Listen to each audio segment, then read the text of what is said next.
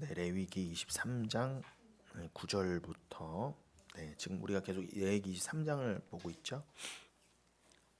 구약 181면 23장 9절부터입니다.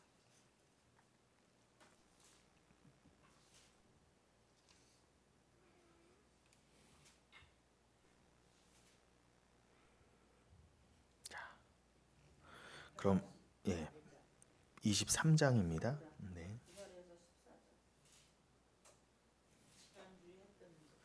이어서 지난주에 했던 거 이어서 그 다음 절부터입니다.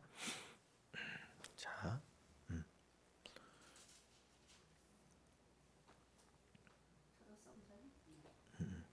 9절부터입니다. 자, 그럼 9절부터 14절까지 함께 읽으시겠습니다. 여호와께서 모세에게 말씀하여 이르시되 이스라엘 자손에게 말하여 이르라.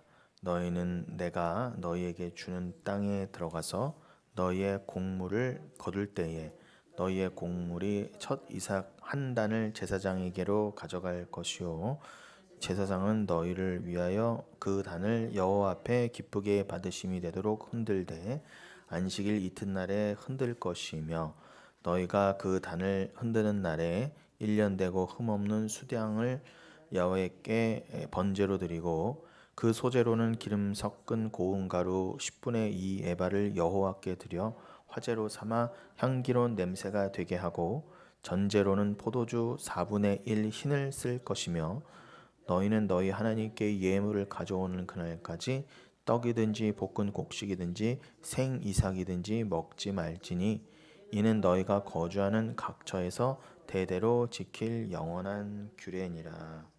아멘. 지금 읽으신 본문은 이제 초실절에 관한 본문입니다. 우리가 이제 지난주까지 이제 긴 시간에 걸쳐서 6월절과 이제 무교절에 관해서 나눴죠. 여러분 아이고 십자가 안 켜놨네 불. 파랗게 바꿔놨는데. 네. 아니 시작했고 저 뭘 좀 제가 좀 만져야 돼 갖고요. 네. 네. 고린도전서 그 10장 2절에도 나와 있는 것처럼 이제 애굽에서 이스라엘이 나왔을 때 이제 6월절에 맞춰서 이제 어린 양의 피에 힘입어서 나왔죠. 그래서 이제 무교절 기간에 쭉 이동을 해서 드디어 이제 홍해 앞에 이르렀습니다. 그런데 사도 바울은 고린도서 10장 2절에서 그것을 그리스도와 함께 세례를 받은 것이다, 침례를 받은 사건이다라고 해석을 해줍니다. 구약의 장면을 신약이 해석해 준 거예요. 구약의 그 홍해 사건은 바로 침례였다. 영적인 의미를 신약이 해석을 해주는 겁니다. 그래서 이렇게 구약과 신약은 이렇게 같이 읽으셔야 돼요. 분리가 되는 순간 2단으로 가는 것입니다. 2단으로 가는 첩경이 뭐냐? 구약과 신약을 분리해서 읽는 거예요. 그래서 제가 세대주의를 싫어하는 게 구약과 신약을 철저하게 분리하기 때문입니다. 더 웃긴 게 그들은 세대주의자들은 분리하면은 구약을 안 봐야 되는데 구약은 또 들고 다녀요. 같이 이렇게 붙여서. 왜요? 설교하기 쉽거든요. 구약이요. 스토리 예화로 쓰기도 좋고 기복적으로 그냥 풀면 신약으로 안 가도 구약만 가지고도 아브라함 얘기에 자기 썰 좀 풀어서 자기 좀 재미있는 예화, 자기 경험, 조금 자기가 상상력을 좀 더해서 싹 하나 그냥 스토리를 만들어내면은 재밌게 설교할 수 있거든요. 그러나 여러분 그거는 설교가 아닙니다. 신약으로 그리스도로 해석되지 않은 구약 말씀은요 다 사기예요, 여러분. 목사는요 그렇게 할 것 같으면 굳이 신학교 안 나와도 됩니다, 여러분. 누구나 뭐 그 정도 얘기 스토리 만들어낼 거면 상상력이 뛰어난 사람이 설교하면 돼요. 구약은 그렇게 읽는 게 아닙니다. 목사가 있는 이유는 철저하게 이것이 십자가와 신약, 그 하나님 나라, 예수 그리스도의 관점에서 어떻게 읽혀져야 되는가? 하나님이 원하시는 해석 방법은 무엇인가? 하나님이 원하시는 성경 해석 방법은 모든 성경을 그리스도로 읽어내는 거예요.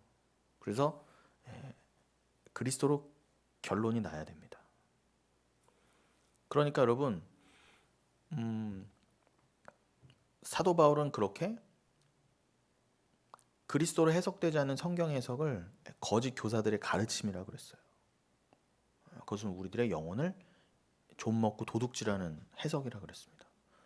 그래서 어렵더라도 힘들더라도 목사는 이게 왜 성경 전체가 당연히 예수 그리스도를 가리키는 건 알지만 치열한 논증과 또 샅샅이 성경을 뒤지면서 용례들을 뒤져서 단어 하나하나도 이렇게 맞춰가면서 이것이 어떻게 예수 그리스도로 해석이 될 수 있는지 치밀하게 연구를 하고 논증을 해서 성도님들에게 잘 알려드려야 돼요. 쉽게 잘 이렇게 정리를 해서. 그러기에 목사는 있는 것입니다. 다른 이유가 없어요. 목사는요, 그거 하라고 있는 거예요. 혼자 영광 받고 딴짓하라고 있는 게 아니라 그냥 목사는 소멸돼 가는 겁니다. 그냥 좀 못 먹어도 못 자도 성경을 잘 연구해서 성도들에게 가르쳐 드리는 것이죠. 그래서 이 대표적인 예가 지금 말씀드린 것처럼 구약의 홍해의 그 출애굽 사건은 바로 그리스도와 함께 우리가 죽고 장사되고 다시 부활함을 상징하는 거구나. 그것을 설명하시기에 예수님도 직접 침례를 받으시고 우리에게 침례를 알려주셨는데 이스라엘 백성이 그렇게 단체로 공동체로 침례를 받은 거구나. 구약의 이스라엘의 그 출애굽 여정은 바로 우리들의 신앙인의 기독교인의 구원의 여정, 신앙의 여정을 보여주는 것이구나. 그렇게 일단 큰 틀에서 읽으시면 틀림이 없습니다. 그래서 그 골로새서 2장 12절에 그 침례를 뭐라고 정의하고 있죠? 예수와 함께 죽은 것이라고 정의를 내리고 있습니다. 그리스도와 함께 장사되었다 그렇게 되어 있죠. 골로새서 2장 12절부터 15절 읽어드리면 너희가 침례로 그리스도와 함께 장사되고 또 죽은 자들 가운데서 그를 일으키신 하나님의 역사를 믿음으로 말미암아 그 안에서 함께 일으키심을 받았느니라. 또 범죄와 육체의 무할례로 죽었던 너희를 하나님이 그와 함께 살리시고 우리의 모든 죄를 사하시고 우리를 거스리고 분리하게 하는 법조문으로 쓴 증서를 지우시고 제하여 버리사 십자가에 못 박으시고 통치자들과 권세들을 무력하여 드러내어 구경거리로 삼으시고 십자가로 그들을 이기셨느니라. 자, 여기서 분명히 함께 장사되었다 그럽니다. 그리스도와 예수와 함께 우리가 장사되었다. 쉰답토라고 되어 있어요. 함께 묻혔다는 거거든요. 그러니까 한마디로 뭐예요? 침례는 우리가 예수와 함께 묻힌 사건입니다. 그래서 유월절과 무교절도 섬겼던 거죠. 유월절 어린 양의 죽음에 우리가 함께 들어간 것이었구나. 그리고 그 유월절 어린 양은 무교절 떡으로도 설명이 됐는데 그래서 3일간 무교절 떡으로 들어가 있던 그 떡을 꺼내서 먹은 것이었구나.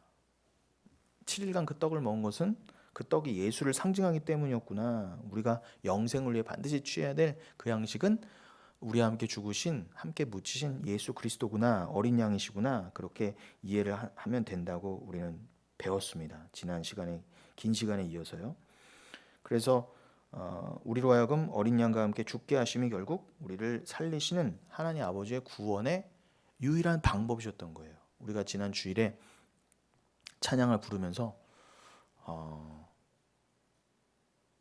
예수는 하나님의 온전하신 지혜라고 그랬죠. 그 말은 구원의 방법이라는 거예요. 좀 전에도 유튜브 얘기를 권사님들하고 했지만 이제 뭐 조회수랑 상관없이 우리가 이제 그런 찬양을 부르다 보면 가끔 저작권 침해 신고가 들어가요.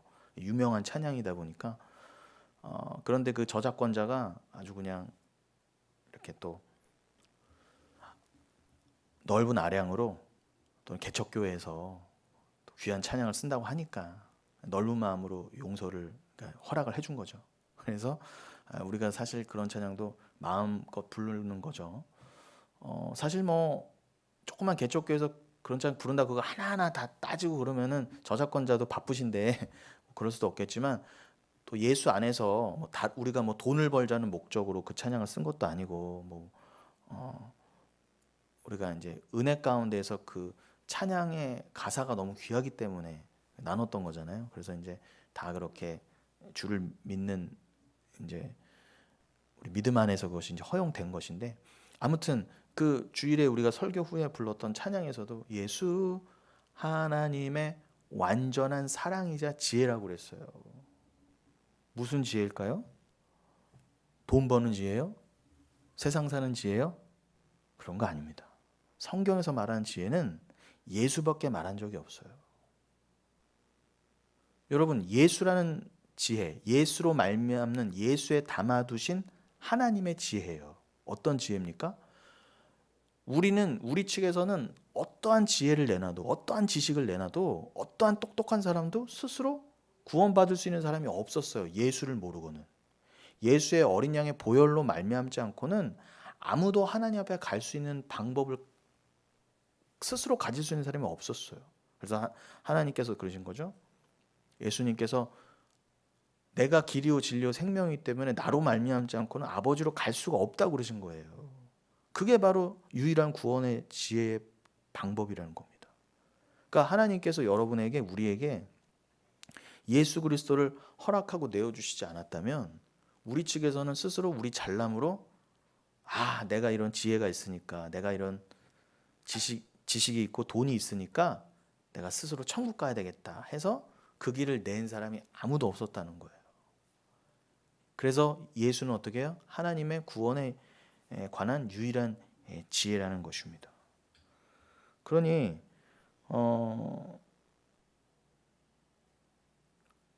하나님께서는 그 구원의 방법과 유일한 지혜를 오직 예수에만 담아 어떤 방법으로만 구원의 그 길을 정하셨다고요? 하나님이 그렇게 하시겠다는데 누가 뭐라고 하겠습니까? 하나님은 어린 양을 죽이시고 부활시키시되 거기에 함께 죽고 부활한 자, 즉 침례로 그것을 설명할 수 있다고 그랬죠. 예수와 함께 침례를 받은 자가 아니면, 예수의 그 피 안에 있는 자가 아니면, 예수라는 그 떡을 먹은 자가 아니면 절대로 나에게 올 수 없다 하나님께 정하신 거예요. 그런데 하나님의 은혜로 이런 방법이 있어라고 예수와 함께 이 성경을 우리에게 주시지 않았다면, 예수가 우리에게 몸을 입고 오시지 않았다면 스스로 이걸 알아낼 수 있는 사람이 아무도 없었다는 거예요. 그럼 주일에 말씀드린 것처럼 우리는 완벽한 타락 가운데, 완벽한 저주 가운데 있던 게 맞아요. 그래서 요한복음 1장에서도 예수라는 빛이 왔는데 아무도 못 알아봤다는, 다 맹인이었다는 거예요. 육신의 눈은 뜨고 있었어도 예수를 십자가에 달아버릴 정도로 유대인, 그 유명한 바리새인, 대제사장도요, 예수를 몰라보고 십자가에 달아 죽일 정도였으면 우리는 말에 무엇 하겠냐는 거예요. 그래서 요한복음 1장의 증언이 뭐예요? 그 빛을 알아볼 수 있는 사람이 아무도 없었다요. 그러니까 우리는 완벽한 실패가 맞아요. 그래야 예수 그리스도로 말미암는 하나님의 그 방법, 내가 이 방법을 주었으니까 너희가 구원을 받을 수 있었지라고 해서 하나님만이 영광을 받으실 수 있는 거예요. 온전히. 그래서 영광은 우리께 아닙니다. 그래서 제가 이것을 이렇게 신봉하고 자꾸 강조하는 게 이게 바로 개혁주의 입장, 종교개혁의 가치라는 거예요. 이게 무너지면 개신교가 아니에요. 여러분, 제가 교단과 교파, 어떤 한 특정 교단과 교파의 입장을 대변하거나 제가 거기를 무작정 맹목적으로 신봉하는 게 아닙니다. 우린 개신교라면서요. 교단과 교파가 있기 전에 개신교면요, 프로테스탄트는요, 원래 이 가치를 갖고 있어야 돼요. 이 오직 믿음, 오직 예수, 오직 하나님께 영광, 이러한 가치들로 시작된 게 개신교란 말입니다. 근데 오늘날 개신교 중에 이런 가치를 말하지 않아요. 이제는요. 종교개혁 기념일이 돼도 한마디도 안 해요.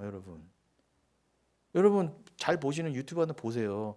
그 교회에서 종교개혁을 언급조차 안 하는 데가 태반입니다. 그럼 여러분, 우리가 개신교라고 할 수가 있어요? 아니에요, 여러분. 그러니 우리가 어디서부터 이 기독교인으로서 시작이 됐고 왜 이 교리를 받아들일 수밖에 없는지를 철저하게 아셔야 된단 말입니다. 그래서 제가 초도에 말씀드린 것처럼 우리는 성경을 통해서, 제가 기도 때 말씀드렸죠. 성경 안에 우리의 지점이 어디 있는가를 보셔야 돼요. 여러분, 성경은요, 그냥 도덕 윤리적으로 이렇게 살자, 착하게 살자, 물론 좋죠. 그런데 그거는요, 세상 사람들 다 말하는 가치예요. 근데 성경에서까지 여러분이 착하게 사시는 방법, 결국 인간이 착하게 사는 게 뭡니까? 결국은요, 여러분, 인간이 여기다 썩었기 때문에 아무리 착하게 산다고 해도 절대적으로 착한 사람은 없어요. 내가 이렇게 누굴 도와줘야지. 어머, 이렇게 많은 사람이 죽었구나. 내가 애도해야지. 물론 착하죠. 근데 성경에서 단순히 그렇게 살아라를 적어놓은 게 아니란 말입니다. 그거는요, 양심이 있어도 다 해요. 그리고 양심이 있다는 들 100%가 아니라니까요. 다 거기에서 자기의 이득을 찾고 이해관계에 따라서 또 서로 싸우고 그러죠. 그런 가운데서도 이해관계 득실을 따진다니까요. 누가 잘났네, 내가 틀렸네, 뭐 누가 틀렸네. 그리고 어떻게 해요? 마음으로 물론 진심으로 애도하는 사람도 있겠죠. 그러나 그게 영원하진 않는 데다가 사람은 억지로라도 만들어낼 수 있어요. 내가 일부러 슬퍼하는 척 해야지. 내가 이렇게 척 해야지. 근데 그거는 온전한 진심이 아닌데다가 진심이라 하더라도 그 진심으로 여러분 천국 갈 수 있냐는 거예요. 그건 천국 가는 조건과는 하등 관계가 없다는 거예요. 그러니까 천국의 조건과 구원의 조건과 하등 관계없는 것을 성경에서 착하게 살아라, 이렇게 살아라, 이렇게 하면 세상 사람들이 너를 칭찬해 줄 거야. 그럼 칭찬받아 먹고 내 의의를 쌓고 나는 이렇게 사는 사람이야 라고 잘난 척하라고 성경이 지어졌다는 게 아닌 거예요. 그럼 성경 왜 지어졌다고요? 이 성경 안에 여러분이 어느 지점에 있는가를 아시라는 거예요. 어떤 지점이요? 나는 죄인이구나. 나는 예수가 아니었으면 이런 부조리와 이런 한계 가운데에서 절대로 온전할 수가 없었구나를 아셔야 된다는 거예요. 그렇게 여러분들이 성경 안에서 여러분들의 지점, 즉 성경이 여러분들을 죄인으로 다 격발시켜내야 돼요. 당신은 이래서 죄인입니다. 예수를 믿지 않았던 당신이 죄인이고 당신만을 위해 살던, 착한 척하며 살던 당신이 정말 죄인입니다를 알았을 때, 그렇군요, 나는 하나님 믿는다고 하면서도 올바른 신앙이 아니었네요로 회개로 가면은 사람이 그때 진정한 성숙이라는 거예요. 잘난 나를 더 치장하고 회칠한 무덤이 되어가는 게 아니라 내가 낱낱이 이렇게 해체가 되는 거예요. 그 히브리서 4장 12절 말씀처럼 양날의 날선 검이 내 안에 들어와서 나를 찔러 쪼개고 나의 영혼과 관절과 골수까지 다 드러내면은 나는 이런 인간밖에 안 됐네를 알게 되면 어떻게 돼요? 인간은 자연스럽게 은혜를 안 자라면, 성령을 받은 자라면 말씀의 검이 내 안에 들어와서 나를 비춰내면은 하나님의 은혜만을 구하게 돼 있어요. 성경에서는요, 그러한 자를 성숙한 자라고 한 것이지 좀 착한 척 좀 더 하고, 성경은 이 세상을 사는 이런 세상 사는 방법, 그냥 착하게 사는 법 이런 거나 윤리 도덕적인 거야 라 정도로 읽어버리면요, 그 사람은 영원히 교만한 거예요. 그러나 여러분, 내가 이 성경 안에서 정말 예수의 피가 필요한 유월절 무교절로 나하고 관련된 사건이구나를 안 자는요, 그때부터 진정한 변화가 있는 거예요. 성경에서는 나는 죽는 그 순간까지 예수가 꼭 오히려 죽을 때 더욱 예수가 필요합니다. 나는 아무것도 아니죠.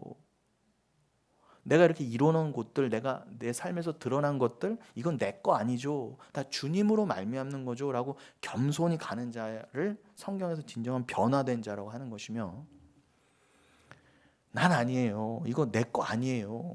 내 업적 이런 거 없어요. 오직 영광은 주님 것이죠. 라고 죽는 그 생각까지 자기 부인으로 간 자가 결국은 구원으로 간다는 거예요. 그러니까 성경은 그렇게 읽으셔야 된다는 것입니다. 여러분, 얘기가 나온 김에 말씀드리지만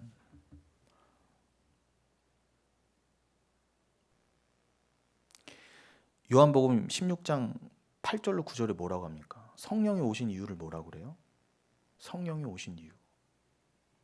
죄에 대해서, 의에 대해서, 심판에 대해서 알게 해주시려고 왔다고 그래요. 성령이 오신 목적은요, 다른 거 하나도 없어요. 랄랄라 뚜뚜뚜 랄랄라 뚜뚜뚜 시켜주셔서 나는 이렇게 방언도 하고 이렇게 잘난 사람이야를 부추겨주려고 성령이 오신 게 아니라 어떻게 해요? 오히려 그 반대, 낮추시려고 오셨다는 겁니다. 성령이 오신 이유는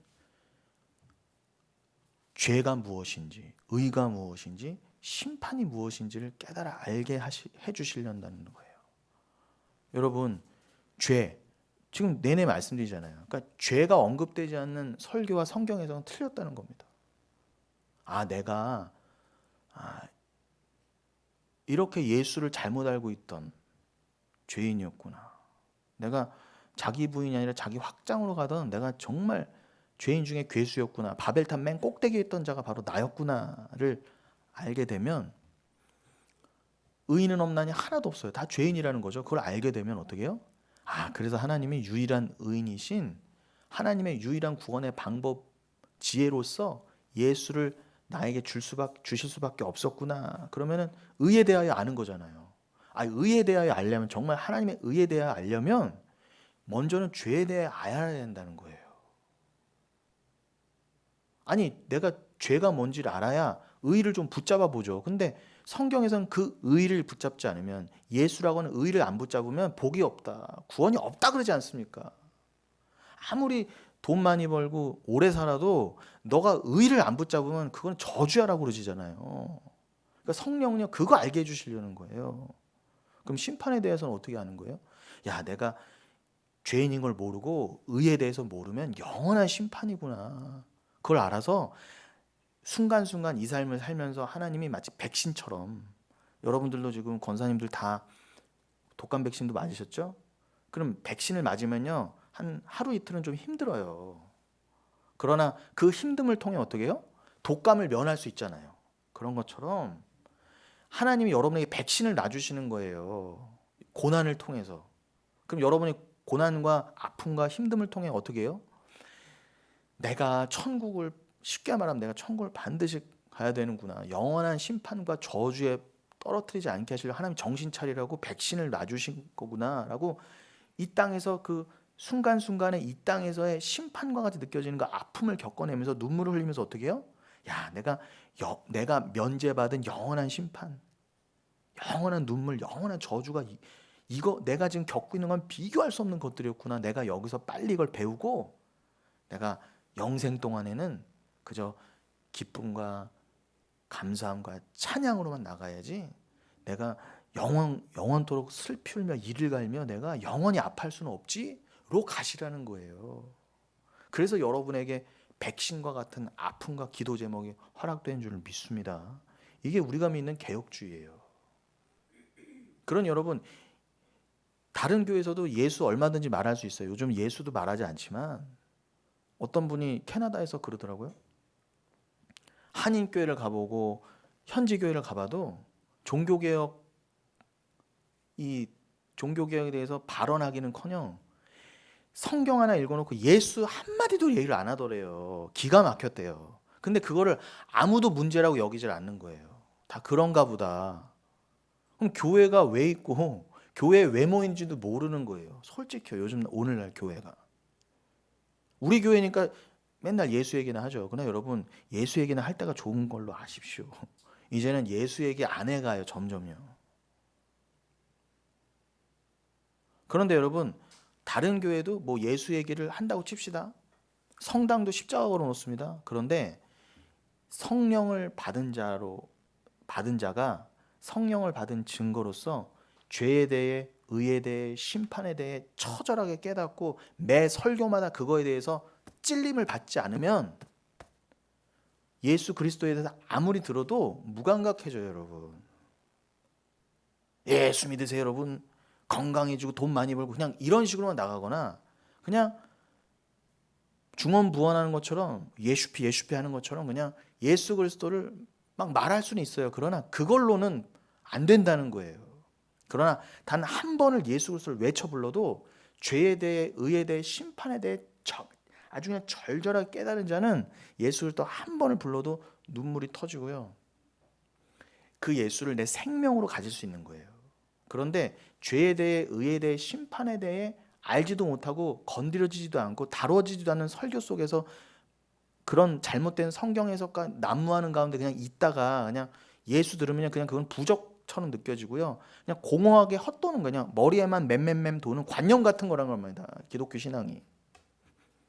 그냥 예수피 뭐 어쩌고저쩌고 뭐 이렇게 내어 쫓는다 그러고 그냥 거기에 머무르는 거예요. 아니에요. 내가 정말 예수를 생명으로 가지면요. 이건 그냥 사랑이에요. 뭐 부적이나 내지는 종교 행위로 되지 않는다는 것입니다.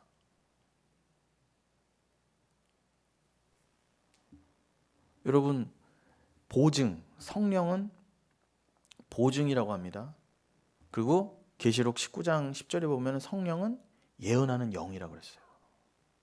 뭐에 대해서 예언하는 영이요?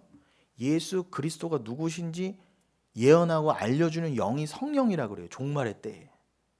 그럼 여러분이 성령 받았다 하면 그럼 예수님이 그러시잖아요. 성령이 오시니 죄에 대해, 의에 대해, 심판에 대해 알려주는 거다. 그럼 맞아떨어지잖아요. 그러면은 죄에 대해, 의에 대해, 성령에 대해 말하는 게 곧 예수에 대해 말하는 거. 그게 성령이 하실 일이에요.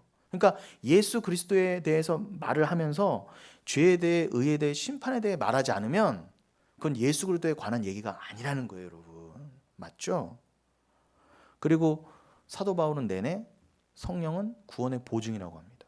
그러니까 여러분 안에 진짜 그 성령, 예수 그리스도를 생명으로 갖게 해주신 그 성령이 안에 계시면 여러분들은 탈락이 없어요. 구원에 있어요. 그게 성도의 견인이라고도 했잖아요. Perseverance of Saints 주일에 말씀드렸죠. 절대로 여러분들의 구원을 누가 터치할 수 없어요. 로마서 8장에도 나오죠.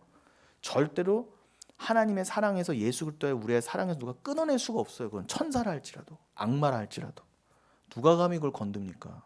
그런 여러분 담대하세요, 제발. 여러분의 정말 죄에 대해, 의에 대해, 심판에 대해 예수 그리스도에 깨달아 아시는 그 영이 깨달아 알게 해주시는 영이 계시면 여러분들의 구원과 천국을요 그 어떤 누구도 방해 못해요. 여러분들이 때로는 실패하고 넘어진다 하실지라도 여러분들은 못해도 하나님이 끝까지 끌고 가신다는 거예요. 그게 쉽게 말하면 성도의 견인이에요. 그러니까 우리의 열심은 아니에요. 하나님의 열심이 여러분들을 반드시 데리고 가실 거라는 것입니다. 그게 종교개혁의 가치예요. 그런 여러분 그 보증은요. 구약에선 70인역에 따르면 보증이란 단어는요. 구약에 딱 한 번 나와요. 어디 나올까요? 창세기 38장에 나오는데 창세기 38장이 무슨 내용이에요? 어머 그 38장은 읽기도 싫어. 아우 지저분해. 아우 남사스러. 이런 내용이에요. 어떤 내용이에요? 예수님의 조상인 유다가 그 며느리에 통간한 사건이에요. 이건 뭐 다윗의 밧세바 간음 사건보다도 더한 거예요, 사실은요. 그렇든 근데 성경에 왜 나와서 그 남사스러운 얘기를요? 반드시 읽어야 되기 때문에 나온 거예요. 헛되이 들어간 거 없습니다. 실수로 들어간 거 없어요. 그러면 그 남사스러운 통간 사건을 제대로 왜 넣어주실까요? 거기다가 성경에다가 예수를 알으라고 복음을 알라고 넣어주신 거니까 복음과 예수를 읽지 않으면요 창세기 38장은 안 읽으셔도 되는데 그냥 율법적으로 그냥 스토리로 그냥 우리가 대강 아는 지식으로 읽으려고 하니까 남사스러운 얘기가 되는 거예요. 그냥 안 읽어도 되는 거. 성경에 안 읽어도 되는 게 어디 있습니까, 여러분? 그럼 지금 시간상 간단히 말씀드리면 분명히 신약에서는 성령이 보증이라고 그래요. 근데 창세기 38장에도 보증이라는 단어가 나오거든요. 보증이 그때 어떻게 쓰입니까? 다말이 죽게 생겼어요. 지금 남편도 없는데 애를 가졌단 말입니다.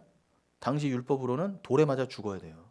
그래서 유다가 이 나쁜 XX 잡아와라. 그래서 며느리를 잡아다가 불에 태워 죽이려고 그러는 거예요.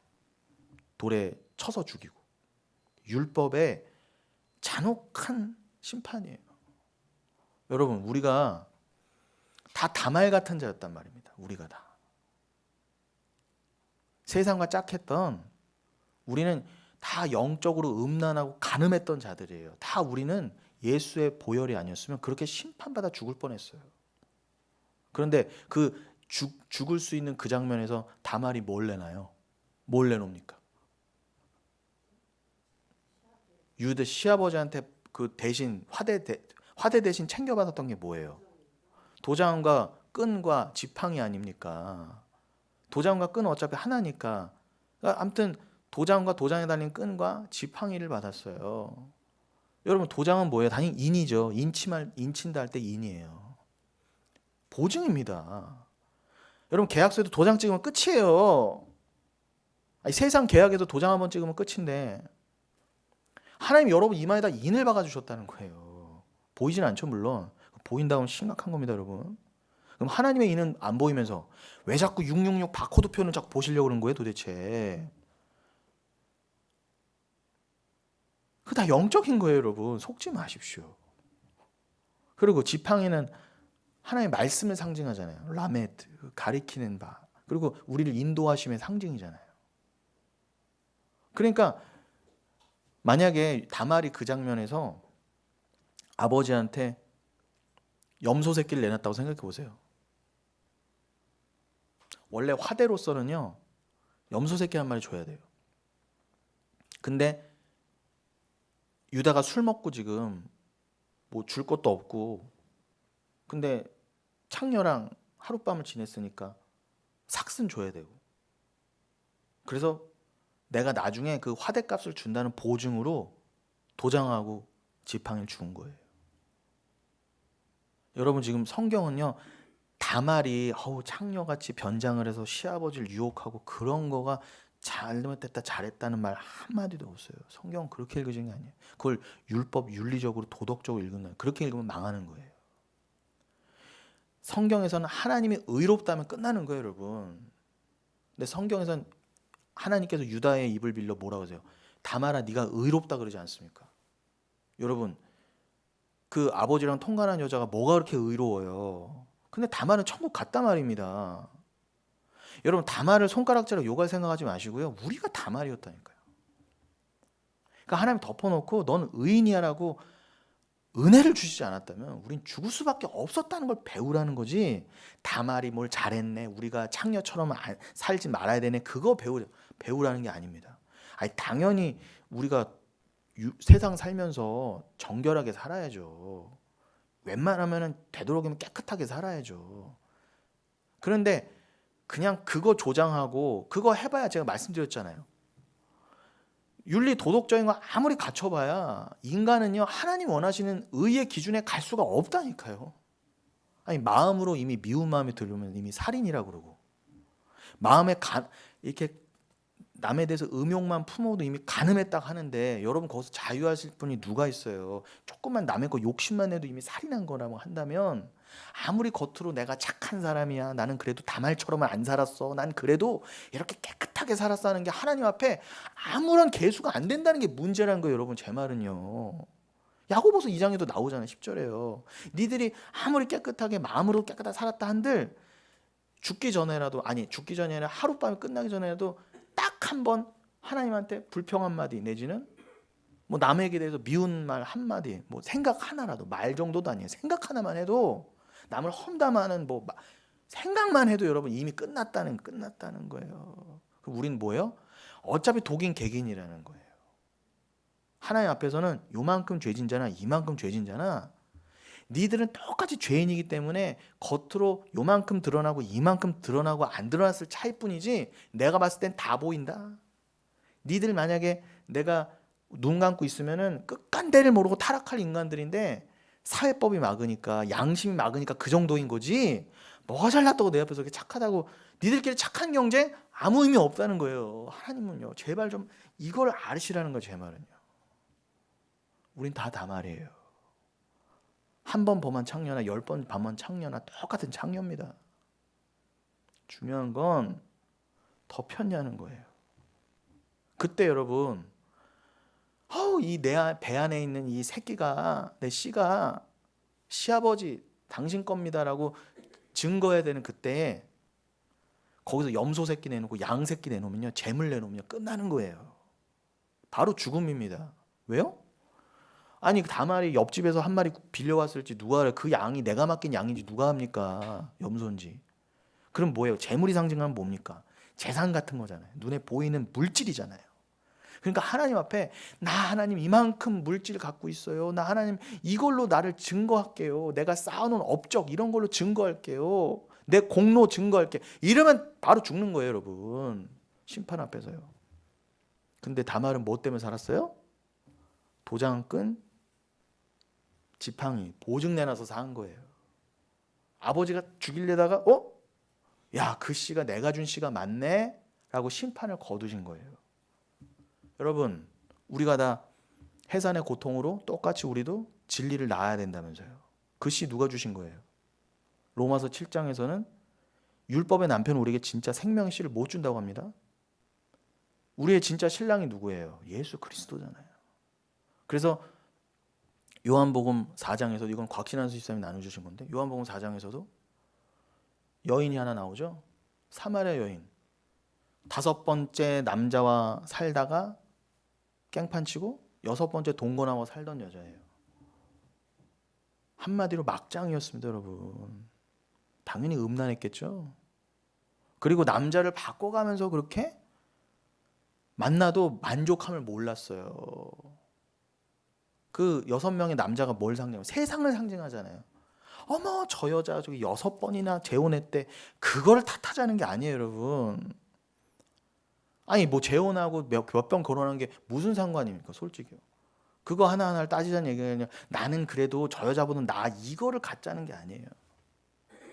성경은요, 그러한 자를요 바리새인이라고 그러고 율법자라고 그러고 죽을 자라고 합니다. 그런 거 따지는 자를요. 그런 거 따지는 게 말하는 게 아니라 우리가 다 그 사마리아 여인이었다는 거예요. 우리가 다 말이고요. 우리가 세상에 맨날 세상 물을 얻어받아 왔지만 갈급했잖아요. 답을 못 찾았잖아요. 맨 엉뚱하게 사마리아 여인처럼 엉뚱한 데 가서 빌고 엉뚱한 데 가서 예배드리고, 나는 여기서 그래도 야곱의 우물도 여기 있고 야곱의 우물 떠 마시고 그냥 여기 사마리아에서 그냥 제사 드리고 예배 드리면 됐지. 정통에서도 한참 벗어났어요. 예수님 다 틀렸다. 네가 지금 율법에 아직 있는 너가 지금 그 사마리아에서 예배드린 것 자체도 틀렸고, 그리고 예루살렘에서 예배드린다, 그것도 아니야. 내가 원하는 예배가 아니야. 내가 원하는 예배는 뭐라고요? 영과 진리로 드리는 예배야. 시공간을 초월해서 성령의 그 보증, 성령으로 진리, 예수 그리스도를 생명으로 갖는 자가 진짜 예배자인 거고, 그 자는 시공간을 초월해서 영생 동안 어디에서도, 이 땅에 있는 동안에도 어디에서도 나만을 예배하게 돼 있어. 나만을 찾게 돼 있어. 나만을 간구하게 돼 있어. 그걸 말씀해 주신 거예요. 그러니까 그 여자가 6번째 남자까지도, 즉 6번째 남자는 세상을 말한다고 그랬죠. 아무리 세상에서 내 영적인 갈급함을 채워보려고 해도 안 됐어요. 그런데 7번째로 누가 찾아오셨다고요? 예수님이 찾아오신 거예요. 기가 막힌 거예요, 여러분. 7이 뭐예요? 완성의 숫자잖아요. 안식의 숫자잖아요. 6번째까지 세상에서 아무리 남편으로 상징되는 세상적인 방법을 내가 다 취해봤지만 내가 갈급함을 해결하지 못하더라.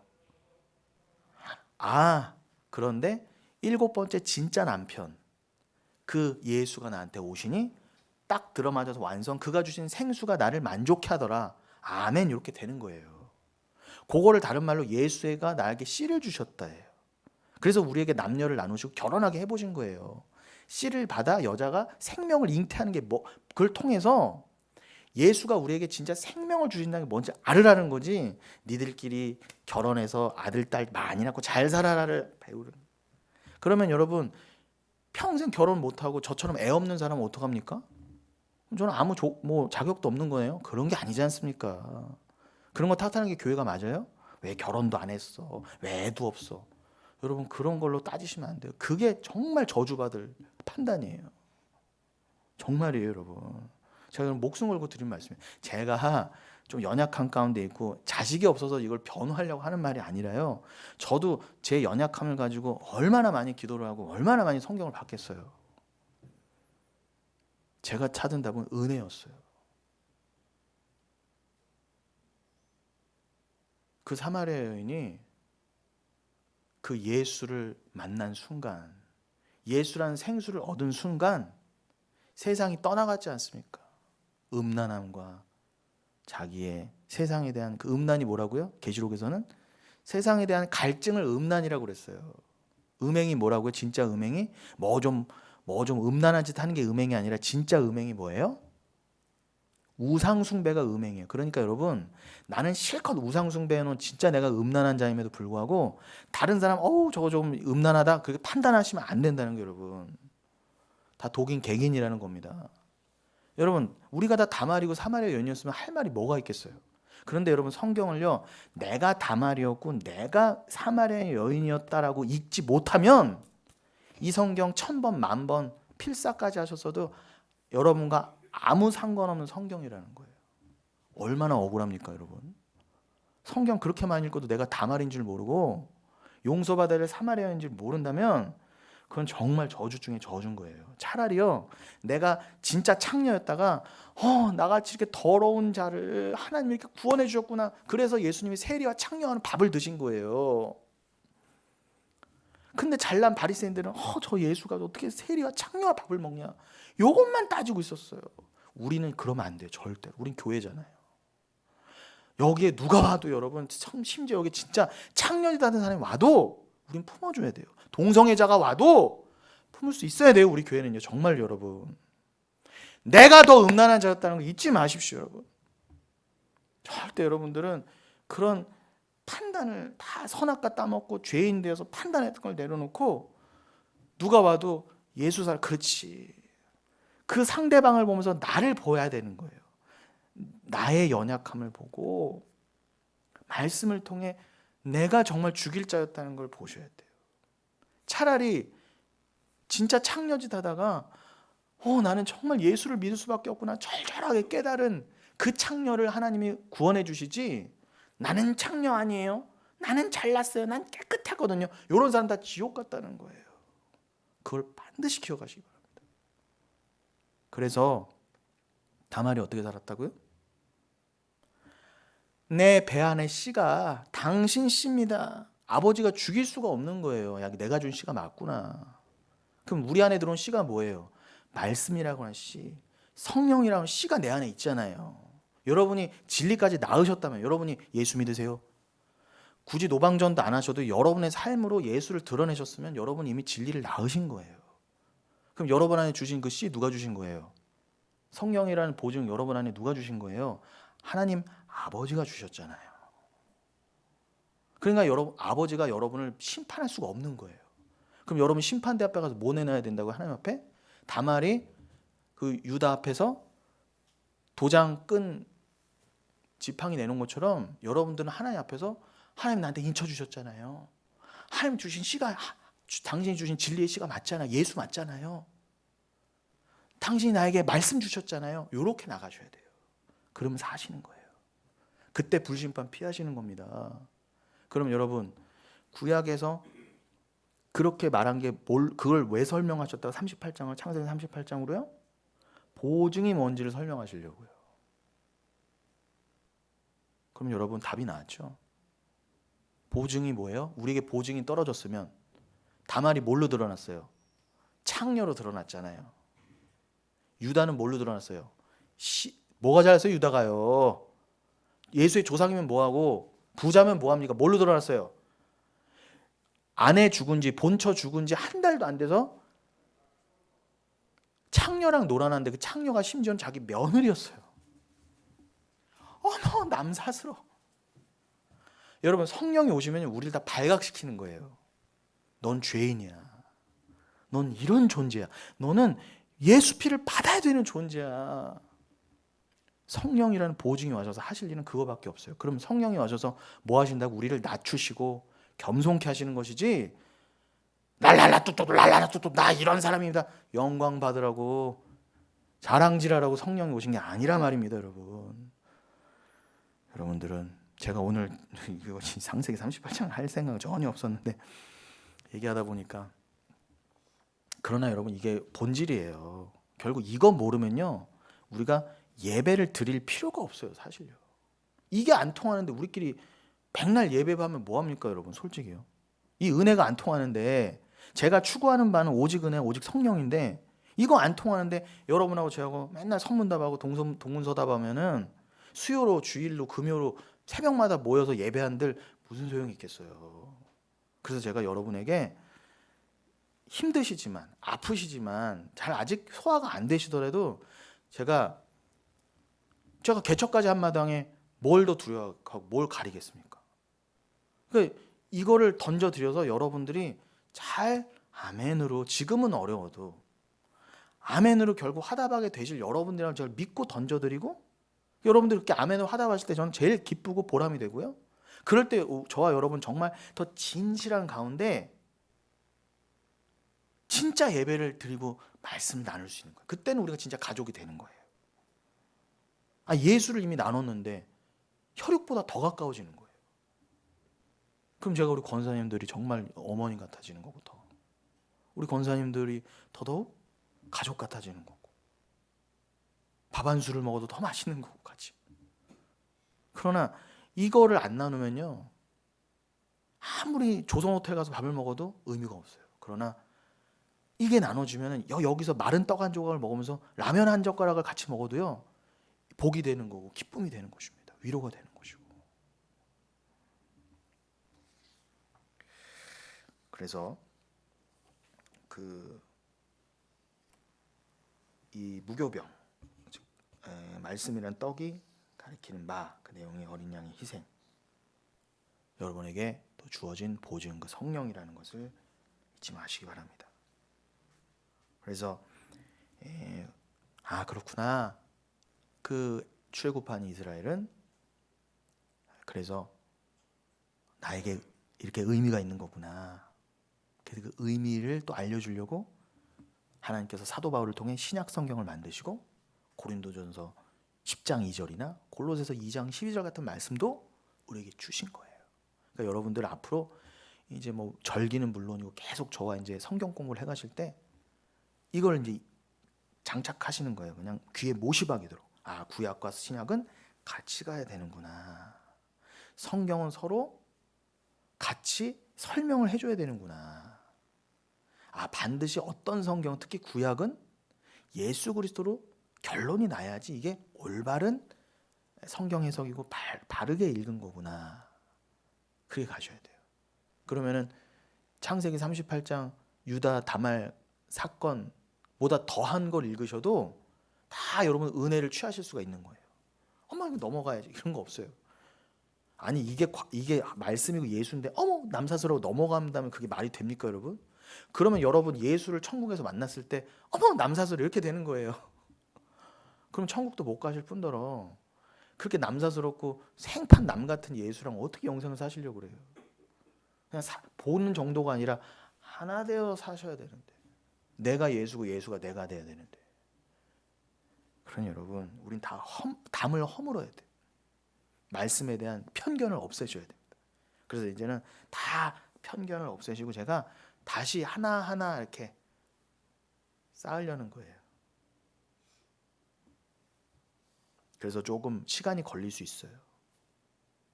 6월절 7번, 무교절 4-5번 할 수도 있어요. 오늘 초실절 해놓고 들어가지도 못했잖아요. 그러나 진도를 나가는 게 중요한 게 아니라 이렇게 그릇을 여러분들이 만드셔야 제가 초실절을 담아드리던 무교절을 담아드리던 다 아름답게 받으실 수 있다는 겁니다. 그래서 사전 작업이 좀 필요한 거죠. 그래서 성경은 전체적으로 연결해서 통전적으로 보지 않으면 이야기책이 되게 많다. 그래서 좀 말씀을 마무리해가 보겠습니다.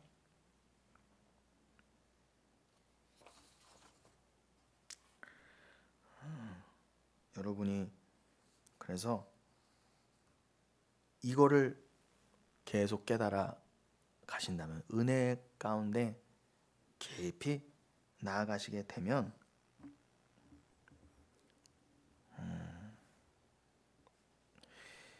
홍해가 갈라지고, 그게 성경 신학자들이 추측하기를 그 홍해길이 한 64km 정도 됐을 거다 이렇게 생각해요. 여러분 64km면 여기서 어디까지 정도일까요? 우리가 지난번 야유회 갔던 데가 안성 팜랜드까지가 한 70km거든요. 대강 거기까지 걸어가셔야 되는 거예요. 홍해길이. 우리 차로도 1시간 반 갔죠. 근데 여러분 거기에는 아이고 노인 애들도 있을 것이고, 근데 그러한 자들이요 그 먼 길을요 그냥 걸어갔어요. 거진 3일 길이었습니다. 그 많은 사람들이 어르신까지 다 그리고 가려면 그나마 길이 보송보송 흙길이었어요. 원래 여러분 바닷물이 이렇게 됐다가 확 열리면 여기가 어때야 돼요? 원래는 상식적으로는요 진흙탕이 돼야 되잖아. 찐득찐득 막. 그럼 여러분 3일이 아니라 30일도 걸렸을 거예요. 뭐 수레가 나가야 말이지, 뭐 말이 나가야지 말이지, 막 발이 갇혀갖고요. 근데 성경이 뭐 어떻게 했어요?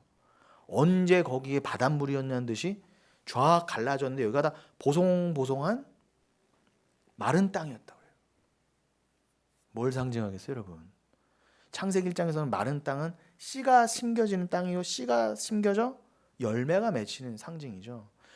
바닷물은 저주의 상징이에요. 근데 저주를 가르시고 땅을 드러내신, 창세기 1장에서 어떻게 하셨어요? 하나님이 다 혼돈이고 물이었잖아요. 근데 하나님이 전날에 위의 물과 아랫물 나누시고, 위의 물은 저 하늘이라 하시고 아랫물은 이 땅이라 하셨는데, 아랫물은 또 어떻게 해요? 물은 물끼리 물리적인 이런 진짜 우리가 아는 그런 물질적인 물은 또 다 나누셔서 한쪽으로 모이셔서 이걸 바다라, 이 해 아래에서 바다라고 칭하시고, 그리고 드러난 땅을 묻히라 하셨잖아요. 그래서 그 묻에다가 씨를 심으셨잖아요. 그런 이런 바다에서는 생명이 나올 수 없어요. 열매가 나올 수 없어요.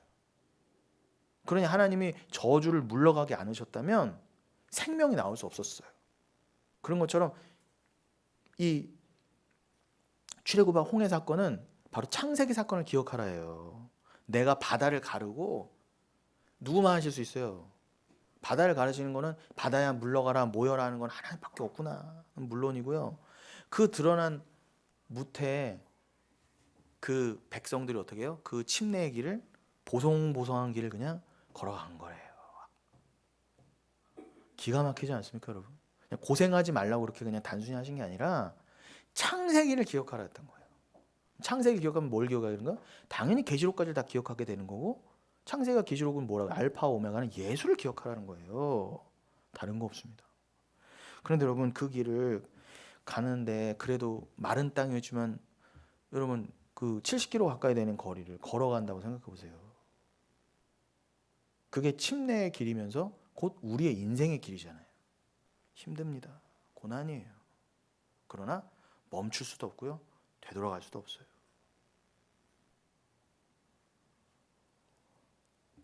예전에 몇 년 전에 관악대교구 있을 때 코로나 전에 우리 어르신들 모시고 한 차 2대 갔었어요. 그때는 많이 가셨었어요. 큰 차 2대로 갔는데, 평소에 있잖아요. 우리 기도처가요. 아직 이전하기 전이었고 막 계단인, 그럼 막 권사님들을요 뒤로 내려가고 그랬어요. 무릎 아프다고. 그래서 저 이전했잖아요. 낮은 데로. 권사님들이 이제 연세가 드시기 전에 만들었던 기도처가 한 30년 지나니까 그 권사님들이 난간을 붙잡고도 안 되는 거예요. 뒤로 내려가요. 그래서 기도처를 이제 옮기자고. 그래서 제가 속으로 그랬죠. 왜 하필 저때 왜 이 힘들고 복잡한 걸, 그 수많은 교구장도 있을 때는 다나 또 왜 하필 나 때 이걸 바꾸냐 말이죠. 근데 저 그 딱 1년 있다가 여기 시흥으로 왔잖아요. 그거 하고 왔어요. 그래도 여러 가지 배우고 깨달을 수 있어서 감사했죠. 근데 그 권사님들을 모시고 딱 동해안에 무슨 부채길을 갔는데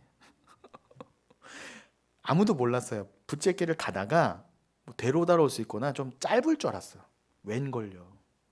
한번 들어가면은 뒤로 못 나오는 거예요. 무조건 가야 되는 거예요. 몇 킬로를. 버스는 이미 떠나서 저기 가 있어.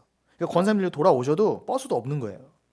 무조건 가야 되는 거예요. 제가 너무 걱정이 되는 거예요. 이거 계단도 못 내려오는 분들이 이 먼 거리를 과연 오시더라고요. 다. 한 명도 나고 없이.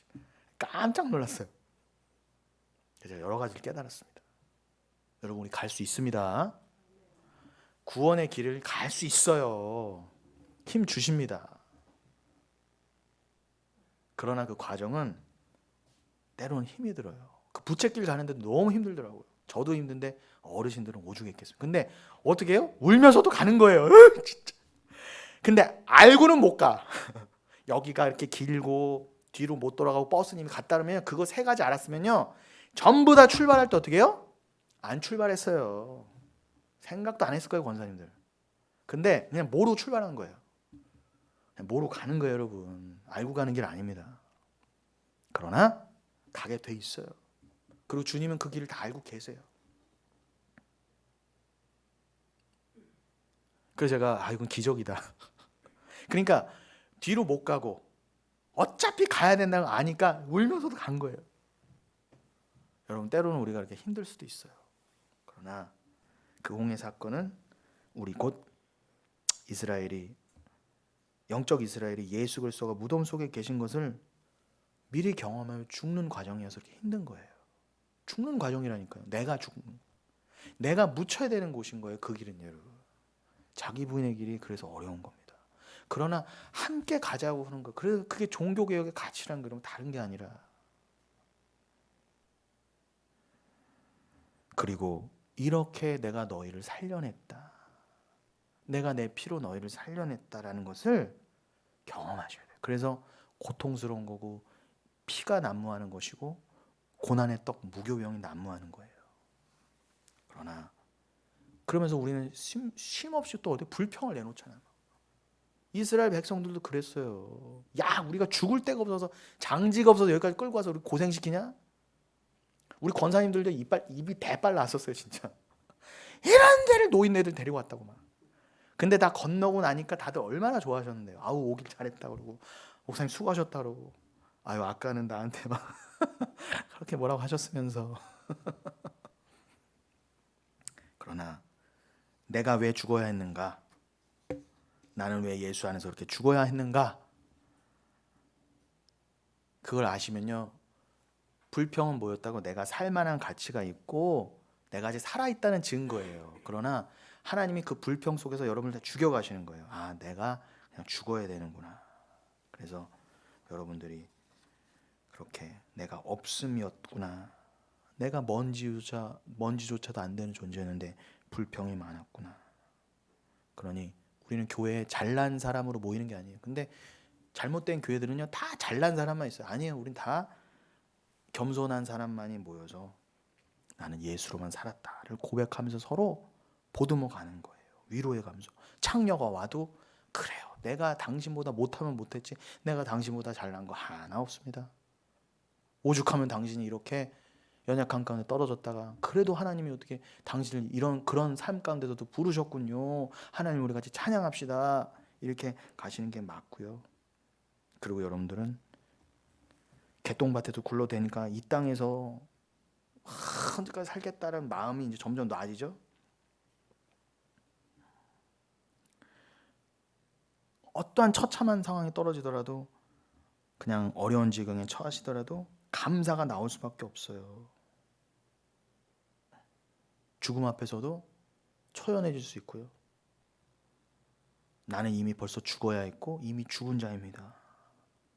그러니 감사밖에 안 나는 거죠. 그리고 진짜 보이는 새하늘과 새 땅이 소망이 되는 거예요. 이 땅의 미련이 점점 나아지는 것입니다. 여러분이 그렇게 함께 지어져 가시기를 제가 간절히 소망하는 마음에 오늘 이 말씀을 드렸고요.